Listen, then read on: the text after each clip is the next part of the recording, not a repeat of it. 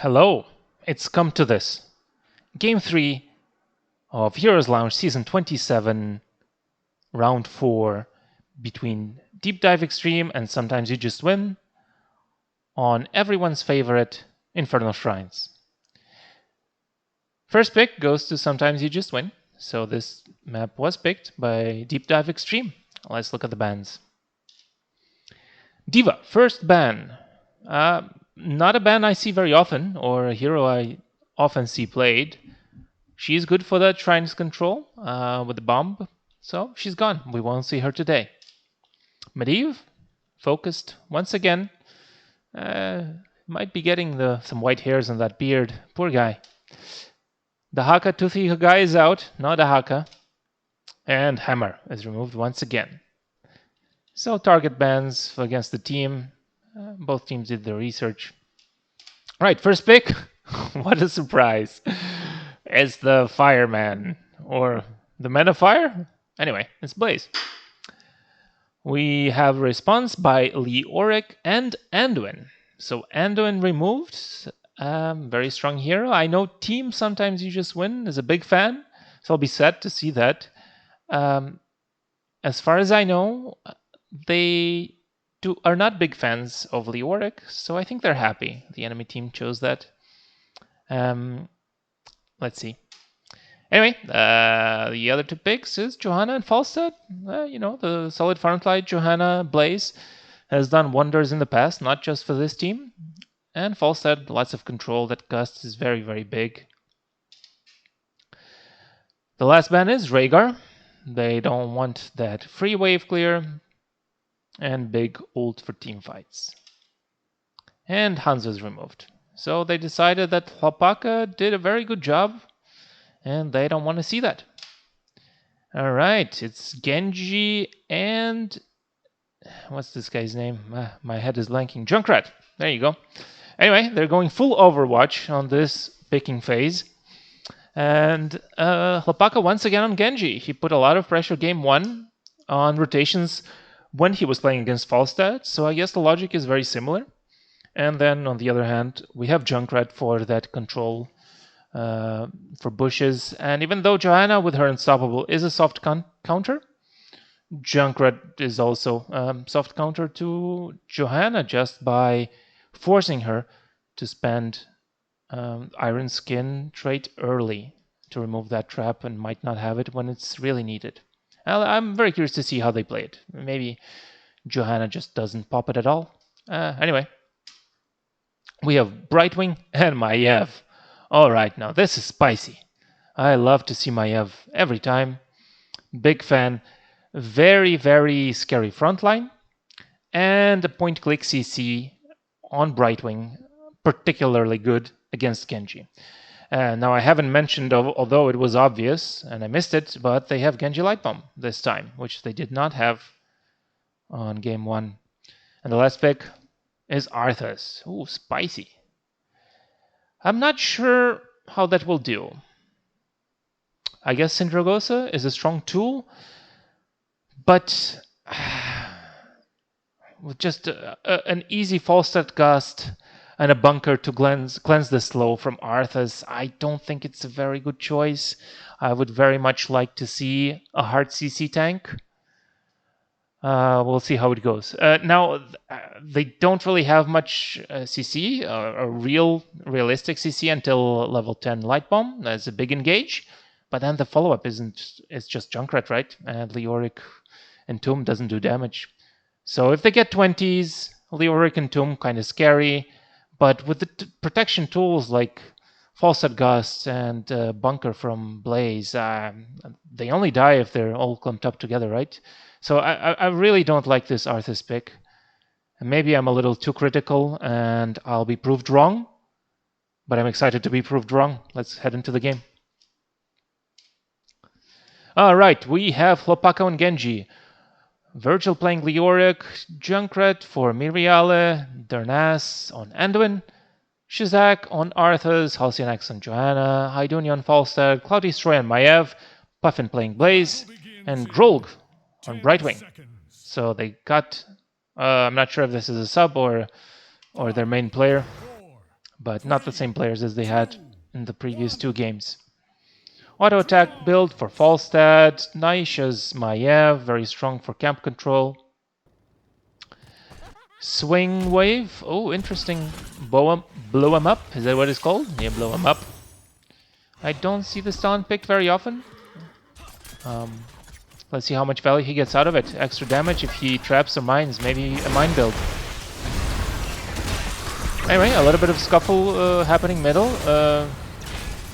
Doesn't look like there's much happening. A stun is missed there, even though Unstoppable was used. Genji is being annoying once again, just like in game 1, not letting this Blaze have a free rotation. And the other 2 teams, they fight. I guess they feel Arthas is really strong in these fights. But with the red team having 43, they feel they're stronger, and I think they're right, until Genji joins. Oh, now it's scary. And now with Genji here, a little bit of misread of the situation there. Like, they stayed a bit too long. Good call to go in early, but after that, it's a bit too much. And it looks like maybe I was proven wrong. This Arthur is doing work there. Not really dying and putting a lot of pressure on the enemy team. I guess Maiev doesn't like going into Arthas. Anyway, camp is being pressured by Arthas. They feel like Arthas is a very strong pressure frontline. But the red team doesn't want to give it this for free. It's 3v3. Both Genji and Falstad come in, but Genji is not full HP. And Falstad is, and they focus down the tank that Arthas... Genji is resetting and doing a lot of work. All Genji, guys. It's all me. All me. But putting a lot of pressure that early game. Falstad not doing quite enough, not yet. He needs some levels to be able to do real damage. So early game is really like it's much better for the blue team, right? The red team just kind of has Maiev and Johanna, good early game heroes, but Falstad really needs level 7 to be able to do much. A lot of pressure from that Genji fast rotations. And the early game Arthas pick, I am surprised, I will say. Mine missed, a little bit of a pull. And body blocking happening on Arthas. But again, Falstad really needs that 7 to start burning him down. And until then, it's all Maiev. Maiev is the only one doing damage, and he doesn't do a lot of single target damage. As long as Team DeepDiveXtream spreads out, they'll be able to deny that Maiev damage. Oh, but focus down on Anduin ends up being a kill. And they get more. Yeah, they do get more. No escaping this time.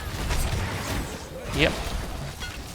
Ice King gone. 5-man rotation, while the blue team was able to get the camp. Liora getting a little bit low there. Needed some help from Genji. So Shrine Control will be for Team Red. Team Sometimes You Just Win, and in exchange, Genji setting up annoyance rotations. And there will be structure damage top though. Falstad has to respawn. Genji was not able to deny him as Falstad went the safe way. Not risking that. Good game awareness. But Genji's still going to put pressure there. Yeah, you're not getting scot-free.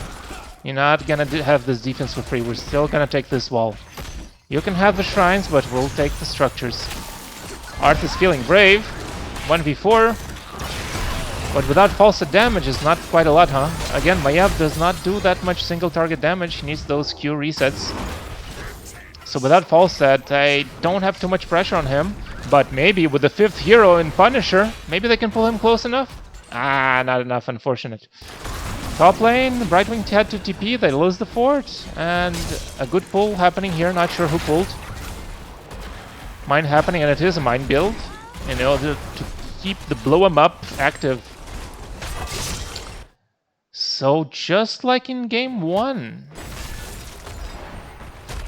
structure damage traded in advantage for Team DeepDiveXtream. The red team's getting in trouble, 5-man rotation there. They kill Maiev, and it looks like they will get Blaze as well. Yeah, the trap was very well set there. Falstad has to do what he has to do. It looks like he's freezing the wave. With a catapult it will be easier, but for how long can he freeze this? Because the blue team is not wasting any time. They say, oh, you want to deny us XP? No problem, we'll take your fort. We'll take the camps.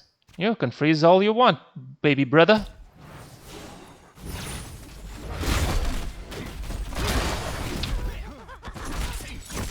Lapaka being the annoyance he is, just diving in. Oh, but they don't want to give this camp for free. I'm not sure this is good. Oh, the fly's coming in, but again, it's kind of spicy.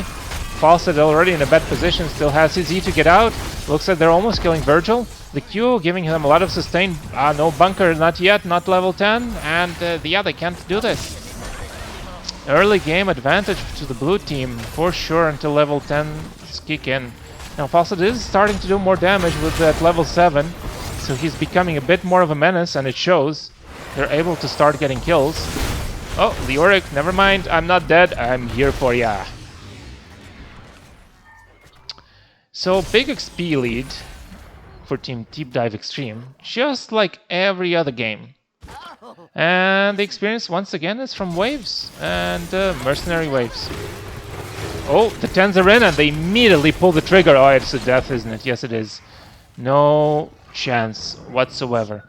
A very good early advantage. Oh, Anduin decides, like, maybe I don't want Light Bomb. I have Genji.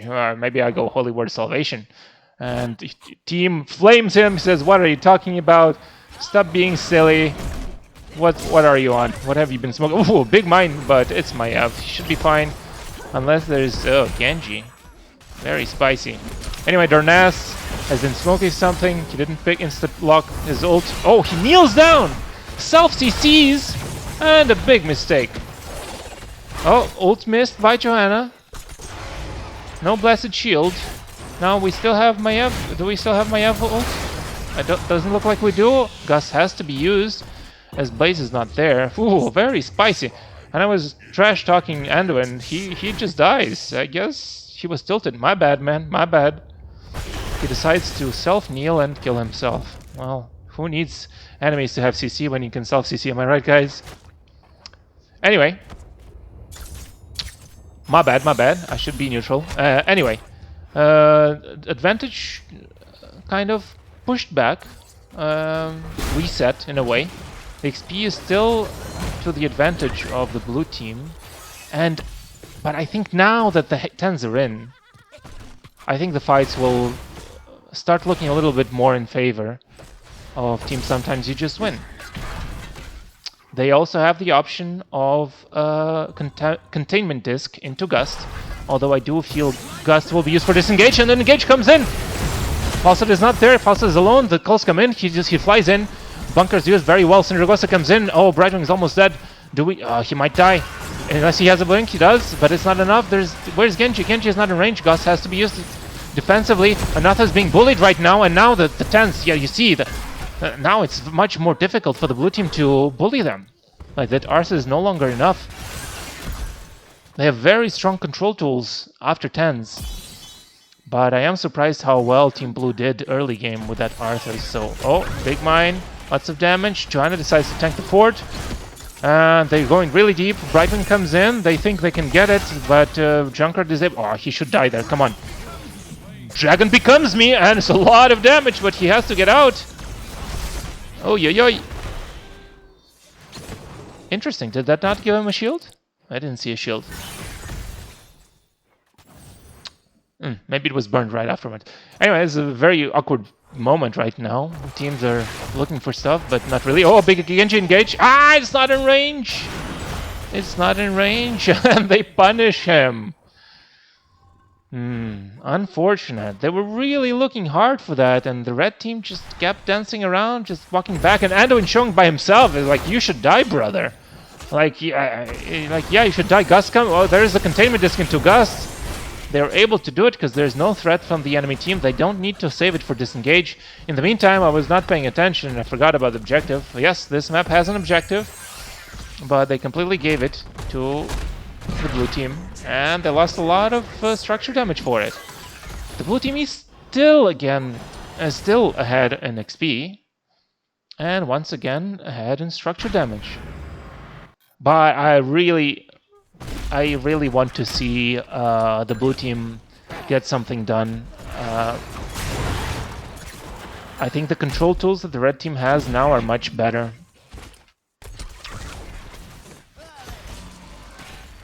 Like you see, they don't want to fight over it. They're ahead on XP. Why should they? They should play for 16s, and maybe they can get a spike. And well, Arthas, where's Enderman? Is Enderman in range? Nope. Dernas decides he doesn't want to pull. I wasn't paying attention. Or Arthas decides like, I don't need my team. Oh, big fly in. Maybe a gust. No, he decides. Oh, Genji is too safe. Very aggressive attempt there. I really like it. Not gonna let these guys get ahead in XP for free. Genji can bully. There's no hard CC here unless Blaze is there to follow up on the Divine Shield. Oh, Divine Shield used on the tower in order to not miss this. Big Entomb. Bunker is immediately used, but Johanna's in a bad spot. She's stuck between the... Genji's Dragon Becomes Me, doing a lot of damage in this team fight. But he can finish. Brightwing putting a lot of work there. The big shield there. Yeah, Johanna was stuck between the Entomb and the tower there, and a very creative use of the Blessed Shield in order to guarantee a stun, even if it is lower duration, as it becomes 0.75 instead 1.5 and deals about half damage. Very interesting. I like it. But the blue team is able to punish them. In the meantime, the XP is basically even. What happened? Again, median XP to the advantage of the blue team, but now the red team has the camp XP after hitting those level 10s, and they're ahead in hero kills.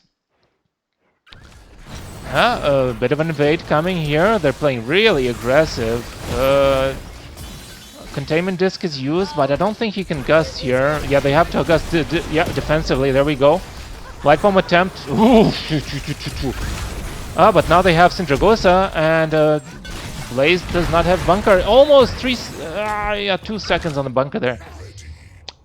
So Gust had to be used early. Sindragosa was able to be used after the Gust, and they were able to punish Blaze. The light bomb attempt was not used on Genji, and they were able to gust it away very easily.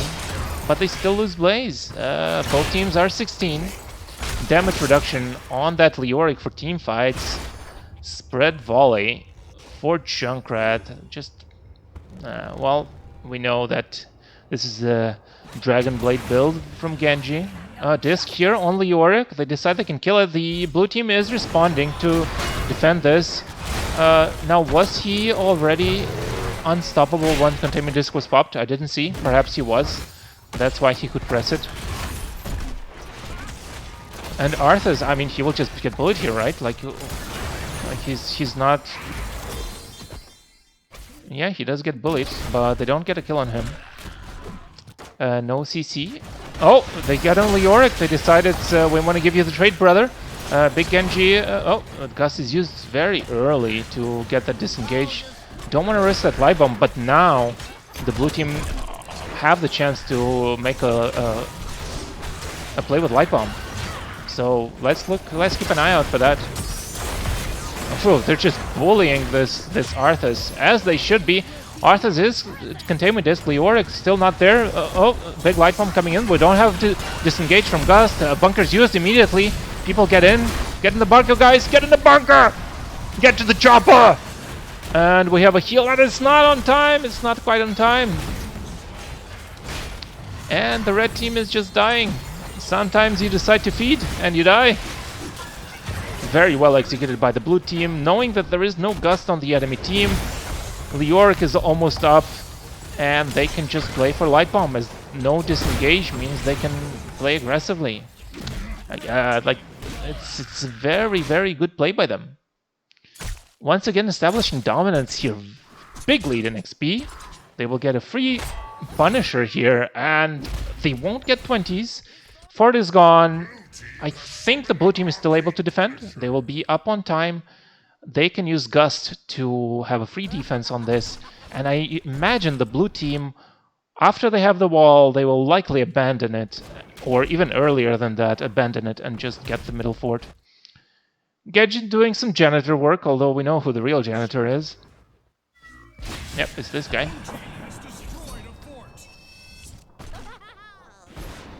And so let's see how they play it. So 20 is gonna kick in. We have a pull. Yeah, good pull. The wall will die. But the red team should be able to defend this. In the meantime, the red team gets a fully clear middle. I feel like they could have rotated. No, they go for Entomb. Oh, very good timing. Amazing timing of Hosta, but he got stunned by the Punisher. There's another follow-up. Where's the Light Bomb? Where's the engage? The Gust comes in, and now they will look for Light Bomb. Can they finish the game here? Can they get the kills? It looks like they can't. They're still fighting. Ooh, the containment disc is out, but he's already unstoppable, so he can get out. Oh, Light Bomb comes in. It doesn't connect with anything, unfortunately. Big Central level 20 is very big. Getting him out of that bunker so he can't get in. I think they will be able to defend still. They're in a very good position to defend now that the big tools are used. They just can't finish it. Yeah, oh, the resets for Maiev, and they look like they're giving this game back. A very aggressive fly, killing that guy. Genji's jumping in, but Arthas dies here. That's just a decide defeat situation. Arthas versus the world, and with two heroes they feel they can do something? Oh, this is very spicy. I guess with the trap they can, but I feel like this is a mistake. And it turns out it really is. A little bit over-eager, not respecting the enemy team. They feel like they can get a quick kill with that trap and get out, but instead they just give an XP. They just give XP back to the red team. And they put themselves in a really awkward position with 30 seconds down. Like the red team should be able to get a fort or something. Maybe they look for a kill on the Yorick. Just keep feeding on him. No, they just take the camps. They take the enemy camp. They take the bottom camp. And finally, will they get a structure? Still 30 seconds on Genji. Entomb is a big tool, but I don't think it's enough.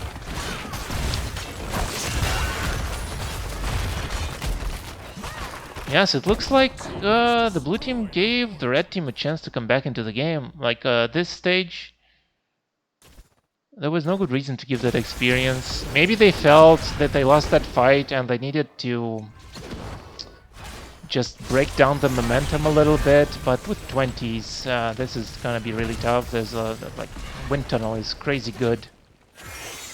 Burn notice. Leoric looking for something. Genji's a little far. I don't think they'll go in. And they don't. They're just being scary. Like, get out of my fort. It's my fort. Camp is being pinged. Janitor duty Genji. Oh, poor Genji. I hate playing Genji when I have to clear waves. And you can do it sometimes, but, you know, not a lot of times. Anyway. Experience, well, it's all over the place. Oh, is there gonna be a fight? No? Okay, I can still look. Who's clicking out of the mine? The Cloudy Stripe. Calm down, stop right-clicking the map. Brother, calm down. Lots of APM here, and Halcyon. Could have been a stun and a kill. They don't know where the enemy team is, so they didn't pull the trigger. They weren't sure they could engage on that. They didn't know where Anduin is. Oh! But they just feed on the janitor. Leoric dead. Oh, big gust. And the ult. And a containment disc used after the pull. Very good. Oh, misclicked. My bad, guys. My bad. Oh, I'm losing all the fights, aren't I? Oh, big engage. And I'm losing it. Oh, lordy. Oh, lordy.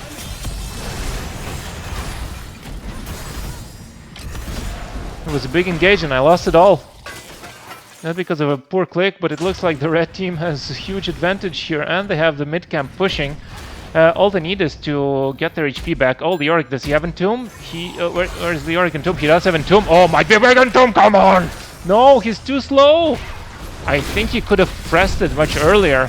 He's just reducing damage and they decide to fight 3v5. Entomb is a little bit late.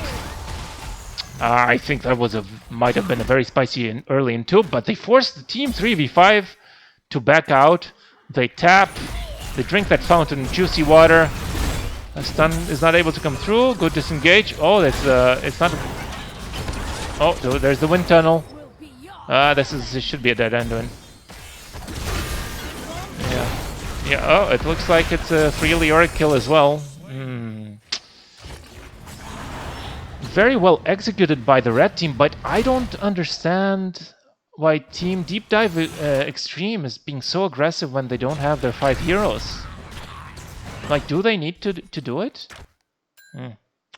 Well, they're in Division 1, so they know better than I do. Oh, but they get a free keep? Maybe they were just delaying. Like, guys, we can get a free keep. Ah, that's what it is. That's what it was. Let's die. Let's use Leoric trade in exchange for a keep. Probably a good trade, right? Anduin, not so much. Not a very good trade. Anduin being dead for another 20 seconds means they might look to end the game here. They might not have enough disengage. It's just, yeah, it's just looking rough. 10 seconds on Anduin. Lior gets out, but look how chunked he gets. He has to tap because there's no end and there's no healing. Will they just focus core? I think this is an all-core call, isn't it? With Brightwing here. Entomb is here. They disengage. They're not focusing core. Anduin is in. Syndrogos is from the back line. But they still have Gust. Yeah, there's the Gust. Oh, big mine. Very good play. But now they just all-core. And I think they trade kills for a win because the Punisher is still there. And once he starts focusing the core instead of being AFK and hitting minions, they just win the game. He's still AFK. Bro, you didn't do anything. 6v5 and you're AFK. All done by the team. GG, well played. And yeah, I'm not sure how much impact that Arthas had. It was very good early game. Unfortunately, once heroes got their good buttons, it just wasn't enough. And while they got the early game advantage, you see the late game, the control tools were much better for the red team with that wind tunnel and bunker. Like Entomb just isn't quite enough. And containment disc is a very strong tool. But anyway, GG, well played. Team, sometimes you just win, sometimes won. They won today.